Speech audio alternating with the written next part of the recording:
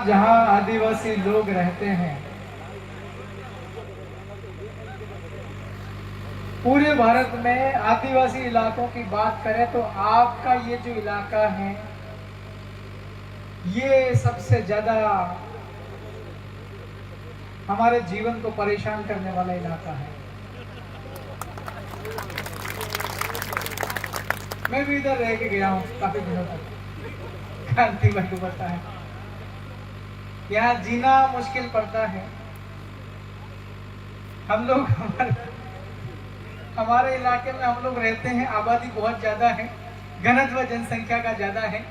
हमारे पास आपकी तुलना में जमीनें भी बहुत कम है, मगर फिर भी जितनी कठिनाई आप लोग अपना जीवन जीने के दौरान सामना करते हैं, जितनी कठिनाइयों का उतनी कठिनाइयों का सामना पूरे भारत में कोई भी आदिवासी सामना नहीं कर रहा है। तो मुझे आपकी ये जो समस्या है, इस समस्या के ऊपर समाधान करने में, मैं भी विधायक मध्य प्रदेश का होने के नाते आपके प्रॉब्लम का सॉल्व कैसे करें उसके लिए मैं भी आया हूं। बड़ी गंभीर समस्या DTSA, desert tribal special area. हमारी पड़ोस में साथी लोग बैठे हैं, दोनों विधायक जी कांति भाई बैठे हुए हैं। वो सब प्लान एरिया है, एक ऐसा एरिया जिसका विकास करने के लिए प्लान बने हुए हैं, योजनाएं बनती हैं। लेकिन हमारे बाढ़ में आपका ये जो इलाका है रेगिस्तान वाला, रानीवाड़ा, सांचौर, जालोर, पाली, इस इलाके में देश आजाद हुआ तब से लेकर के आज तक आदिवासियों की कॉमन प्रॉब्लम को एड्रेस करने के लिए कोई योजना नहीं बनी है। लेकिन आपके यहाँ के नया नवेले ही कहूंगा, पहली बार पहले विधायक भी नहीं रहा आपका भजनलाल। तो भजनलाल को पता होना चाहिए कि पाकिस्तान से की बॉर्डर से लेकर के बांसवाड़ा तक ये पूरा का पूरा भिल इलाका है, भिल प्रदेश का। आज यहाँ पर जनसंख्या जरूर कम हो गई होगी आपके पास में, अगर पता मैंने भी किया है। अब विधायक कौन है भाई, तो वो भील आदिवासी नहीं है। क्यों नहीं है? क्योंकि भीलों की जनसंख्या कम है थोड़ी। हमारे साथ एक दादा बैठे हुए थे, हमने पूछा जमीन का क्या मसला है, क्योंकि शेड्यूल एरिया है ही नहीं। आदिवासियों की जल, जंगल और जमीन, इन तीन चीजों की रक्षा करने के लिए क्या कोई प्रावधान है कि नहीं कानून में? आज का ये जो जमाना चल रहा है ये कानून से चलने वाला है। लोकतंत्र है, लोकतंत्र मतलब लोगों का सरकार, लोगों के द्वारा सरकार, लोगों के लिए। लोकतंत्र होने के बावजूद भी आपके वाले इस इलाके में भील आदिवासियों की जमीनें कैसे सुरक्षित रहे, इसके लिए कोई कानून नहीं है। जब हमारी जमीन बचाने के लिए कोई कानून नहीं है तो क्या नौकरी, हमको आरक्षण की नौकरी की कोई व्यवस्था हो सकती है क्या? नहीं है ना।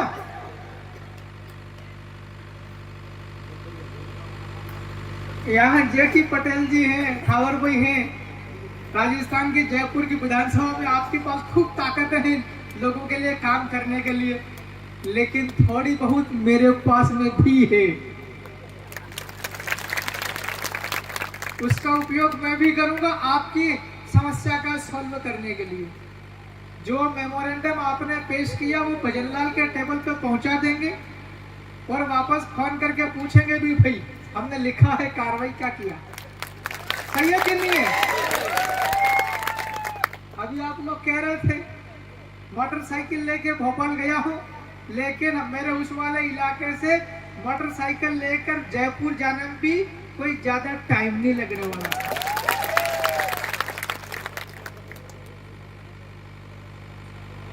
माननीय विधायकों, दुआएं,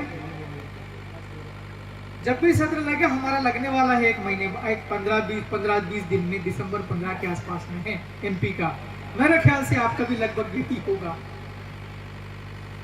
छाती ठोक के, टेबल ठोक के, मुझे तानते हुए भजनलाल को बोलना पड़ेगा कि भाई जो ये 2-3 संभाग है आपका, जोधपुर हो गया, पाली भी नया बना दिया ना, मतलब जो भी हमारा ये वाला रेगिस्तानी इलाका है, इस इलाके के अंदर अगर किसी को नौकरी करना है तो बाहर का आदमी एक भी यहाँ नहीं आएगा, हम लोग खुद हमारा इलाका संभाल लेंगे।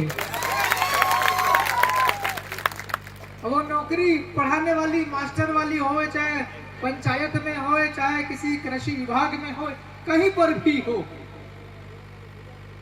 भाई मैं गलत तो नहीं कह रहा हूं। हमारे इलाके में हमारा राज, मैं अपनी मर्जी से नहीं कह रहा। ये पीछे जो तस्वीर लगी है बिरसा मुंडा जी की, ये वो लड़ाई चालू कर दी है करके बताओ कि पूरा ये जो इलाका है आपका, अभी सांचौर नया बना दिया, पहले तो जालोरी था आपका, बाड़मेर आपका जालोर हो गया, सांचौर, पाली, ये जो इलाका है ये आपका है कि नहीं है? हाथ खड़े करके बोल दो आपका है कि नहीं है? हाथ नीचे करो। जब इलाका हमारा है तो हम लोगों ने अभी तक, देखिए मैं आपको कमजोर नहीं गिन रहा हूं, मैं तो ये सोच रहा था कि यार कांति भाई ने, जयेश भाई ने बोला बाड़मेर एक तो वैसे ही जनसंख्या कम है उस इलाके में, कहां होंगे 150 लोग होंगे, मैं ये सोच रहा था, मगर आज देख रहा हूं बहुत बड़ी तादाद है आपकी। यही आपकी एकता, यही आपका संगठन, जो आप मांगो वो भजनलाल शर्मा को देना पड़ेगा। उसकी औकात नहीं है कि वो रोक ले हमारा हक। आपने एक और बड़ी अहम समस्या हम लोग के हाथ में थी, उसको भी हमने देखा है, कौन सी? सुधा माता। एक जजमेंट दिया था, सुप्रीम कोर्ट कोई भी जजमेंट देता है तो ऐसे ही अंधाधुंध नहीं दे देता है, एक आध बार कभी कभार हो जाता होगा, जैसे राम मंदिर का फैसला, लेकिन ज्यादातर फैसले जो है वो सुप्रीम कोर्ट में बहुत स्टडी करके दिए जाते हैं। 5 जनवरी 2011 को जजमेंट आया, उसमें यह लिखा, सुप्रीम कोर्ट ने कहा कि पूरे भारत देश का अगर मूल यहाँ का मालिक है इस देश का, वो आदिवासी है।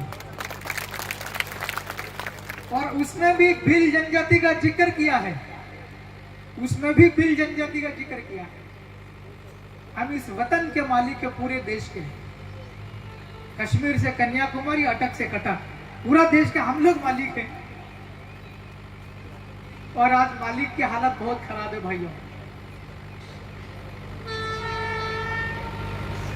इसलिए हमें एकता का परिचय देने के साथ साथ एक हमारी समस्या आती है, हमारे लोग बोल नहीं पाते हैं, बोले भी गुरु वैसा है। ये बात सही है कि नहीं? बुरा का मतलब होता है राख कचरा। हम लोग बोलते ही नहीं है, इसलिए हमारे हक हम तक नहीं पहुंच पाते हैं। मेरे को तो ये भी लगा आपकी आज की संख्या देख करके, क्योंकि आज जो हम लोग यहाँ आकर के बैठे हैं, आप कोई मामूली लोग तो हो नहीं। सवेरे उठे होंगे, घर का सारा काम देखा होगा, किसी का पशु वगैरह होंगे वो भी देखे होंगे, बांधे होंगे, पानी पिलाया होगा, खेती बाड़ी होगी वो भी देखा होगा। उसके बाद में आप लोग सिलेक्ट होकर के यहाँ पर आए हैं। आपकी संख्या बहुत तगड़ी है।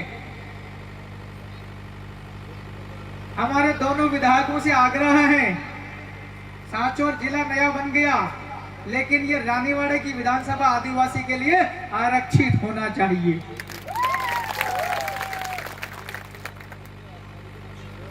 देश आजाद हुआ 1947, आज हम लोग खड़े हैं 2024 में।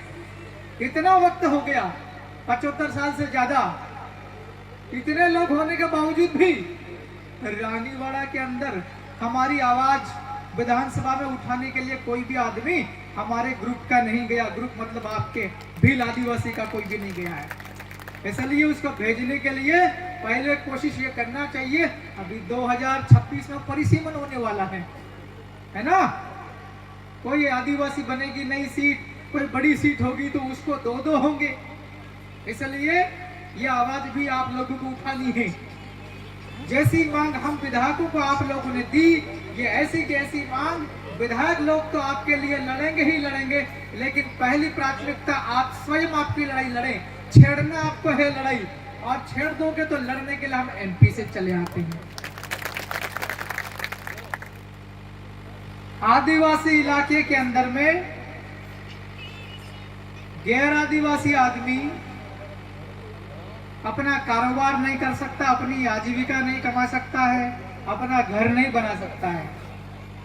ये पाकिस्तान की बॉर्डर से लगाकर सीधा वहां तक जा रहा है, आपका हमारे उधर तक महाकौशल तक जा रहा है। ये पूरा का पूरा एक जमाने में शेड्यूल्ड एरिया हुआ करता था, लेकिन देश आजाद होने के वक्त किसी ने ध्यान नहीं दिया, इस वाले इलाकों को छोड़ दिया। सिर्फ डूंगरपुर, बांसवाड़ा, उदयपुर, प्रतापगढ़ उसी को कहा शेड्यूल एरिया। इसको नहीं गिना शेड्यूल एरिया। शेड्यूल एरिया नहीं बनाया तो जो जमीनें थी हमारे आदिवासी लोगों की, आदिवासी लोगों को दिमाग था नहीं, की समझदारी थी नहीं, तब जमीनें बेचते गए। ऐसा कोई कानून भी यहाँ पर लागू नहीं, प्रभावी नहीं है कि आदिवासी अपने जमीन बचा सकता है, इसलिए बिकती गई। जब जमीनें बिकती गई तो हमारी जनसंख्या कम होती गई। सुधा माता के अंदर में हम लोग अभी बात भी करेंगे, हम सबकी साझा जिम्मेवारी बनती है। और मैं इस मंच पर यहाँ कह के जा रहा हूँ पूरी भजनलाल सरकार को और भजनलाल सरकार के निर्देशन में काम करने वाले पूरे प्रशासन को, सुधा माता मंदिर, सुधा माता जो है वो हमारी कुल की देवी है, वो हमारा डीएनए का देवता है, वह मंदिर हमारा है। उसके अंदर का पंडा पुजारी कौन कौन है? आदिवासी है। कौन है गांधी भाई? पहले थे आदिवासी। हम यहाँ के कह के जा रहा हूँ, जब मैं विधायक आया हूँ तो यहाँ प्रशासन की भी जिम्मेवारी बनेगी। यहाँ कौन कौन आया था, क्या क्या बोल गया था। अभी कलेक्टर का फोन भी लगाना है, आप लोग हमारे विधायक की भी मैं भी लगाऊंगा। भाई दूर से आया हूँ लोगों के लिए मैं। वहां का कौन है पोंगा पुजारी, उसको हटा के आदिवासी लगाएंगे भाई।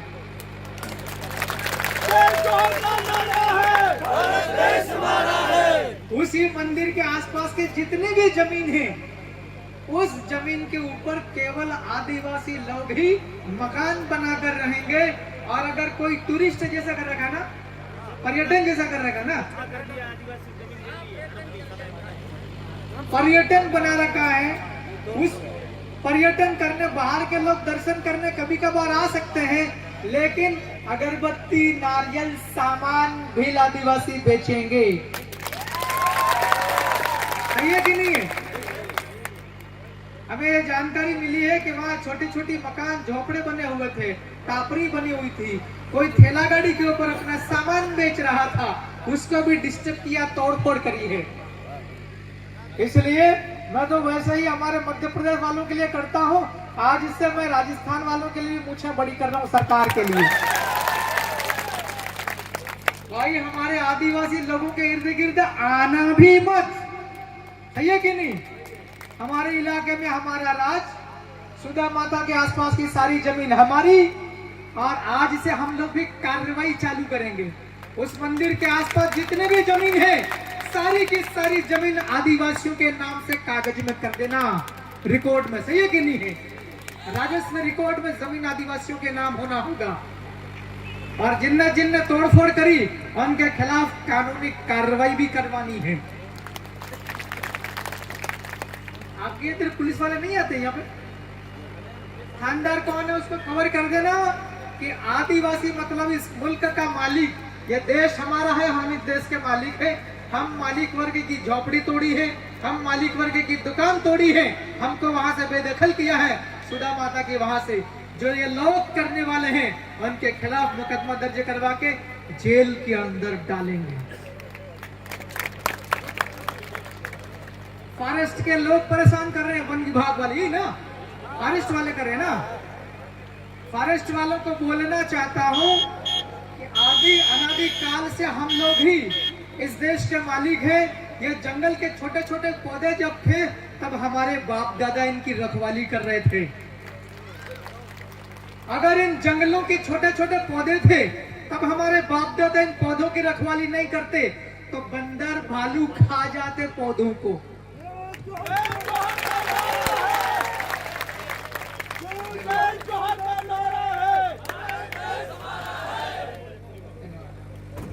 हमारे बाप दादा आज से 400-500 साल पहले इन जंगलों में छोटे छोटे पौधों की रक्षा नहीं करते। लोमड़ी भालू बंदर खा जाते। जब जंगल हमने बनाए हैं, जंगल बड़े हमारे बाप दादाओं ने किए हैं, ये फॉरेस्ट वाले मूर्ख लोग कैसे आ सकते हैं अपने इलाके में?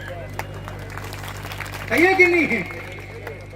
अब ये DDSR वाला चालू हो गया ना, डेजर्ट ट्राइब स्पेशल एरिया। अब जब नौकरी भी हम लोग अपने इलाके के आदिवासी लोग ही फॉरेस्ट के अंदर में फॉरेस्ट गार्ड की भर्ती कराएंगे, सही है कि नहीं? हमको नीचे से ही इलाज करना पड़ेगा, नीचे से ही। अब आरक्षण में हमारे लोग है ही नहीं इलाके में नौकरी करने वाले, दूसरे कर्मचारी आ रहे हैं, वो आकर के अपने को डराएंगे। तो बेहतर इलाज ये है कि DTA से लागू करवाएं और इस इलाके में जितने भी शासकीय वैकेंसी है, सरकारी पद है नौकरियों के सारे पद यहाँ के जो भील आदिवासी लोग रहते हैं इस इलाके के, इन्हीं को नौकरी मिलना चाहिए। तो आधा इलाज तो वैसे ही हो जाएगा, थोड़ा बहुत बाकी रहेगा कानूनी इलाज वाला, वो हम लोग कुर्राटी बबकारी करते हुए MP से भी आ जाएंगे। हमारी बात को गौर से सुना। मैं पूरे मध्य प्रदेश की ओर से, क्योंकि मैं अकेला आदमी हूँ, क्या करूँ, पूरे MP का हूँ। आपके यहाँ तो 3 थे, अभी 4-5 होने वाले। आपका पूरा परिवार आप अकेले कैसे हो? मैं तो कह रहा हूँ पूरा पाकिस्तान की बॉर्डर से लेकर के उधर झारखंड तक हमारा ही है कि नहीं? इस रेगिस्तानी इलाके में अगर कोई आदिवासी, हमारे खास करके भील आदिवासी इधर रहता है, इन्हें अगर कोई छेड़छाड़ करेगा, जमीन छीनने की कोशिश करेगा, मकान से बेदखल करने की कोशिश करेगा, उसको हम लोग किसी भी कीमत में छोड़ेंगे नहीं। और हम जाते जाते कह रहे हैं कि भजनलाल शर्मा जी की सरकार खास करके हमारे इस आदिवासी इलाके के लिए आरक्षण की हमारी जो मांग है, हमारे इलाके के अंदर हमारे ही लोगों को नौकरी, चुपचाप आरक्षण DTA से चालू करवा देना। बहुत बहुत धन्यवाद।